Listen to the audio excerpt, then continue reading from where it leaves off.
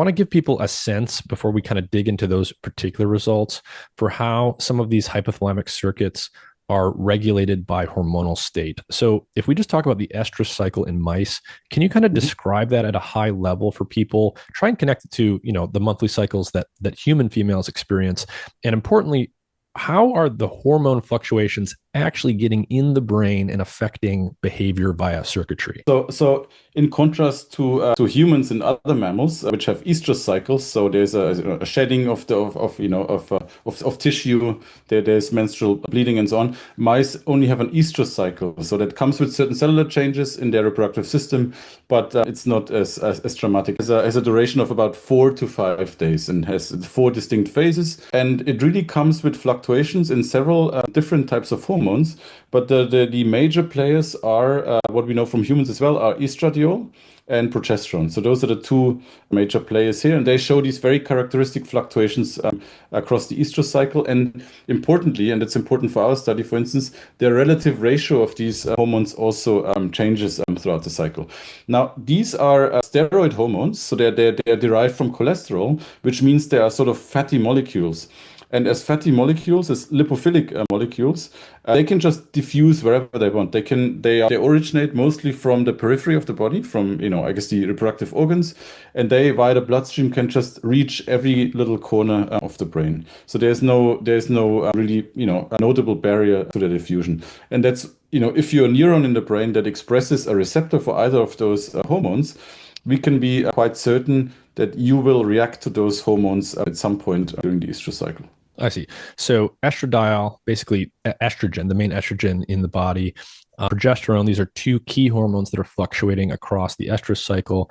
They're fat soluble, so they can diffuse into the brain. They can get into neurons on different parts of the brain.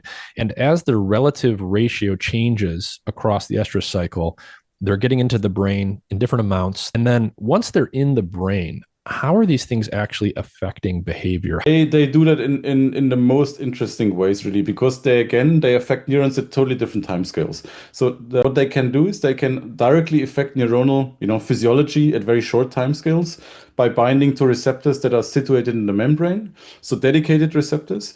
But then in addition, and that's the more relevant part here, they bind to specific receptors that are called nuclear receptors or cytoplasmic receptors. And these are molecules that are basically shuttling between the cellular nucleus and the cellular cytoplasm all the time.